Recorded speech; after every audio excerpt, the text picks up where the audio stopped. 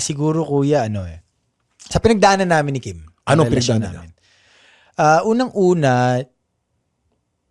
there are battles na hindi naman alam ng mga tao na kami lang yung kumakaharap ni Kim Katulad ng, pwede mo share?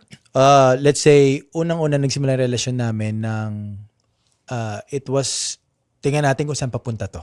Ano yan? Taon. Panahon ng Rock of Ages. Yes, taon umabot yun.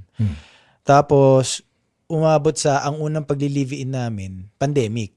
Nako, oh. Live-in, Trial yan. pandemic pa. Oh. Tapos, lockdown pa. Buti hindi kayo naghiwalay. Yun nga Oh. Grabe yung mga away namin nun. Talagang away talaga. Kasi huli yan ng ugali. Tapos, doon din namin na-test na, kasi doon mo matetest ano ba, ikikip ko ba to? Tatagal ba ako dito? Oh. Kasi grabe ng away namin Mm. Tapos pandemic pa. Ano ba, pag natapos pa yung pandemic, eto pa rin ba? Ano ba yung cool? Ano ba yung hindi ko pa na-experience sa life? Mm. Diba? Baka naman meron pa. Kasi pag eto na yon, ibig sabihin tatanggapin ko ng eto na yung next level ng buhay ko. Mm. Lahat yun na-affirm din na hindi, si Kim talaga Ah.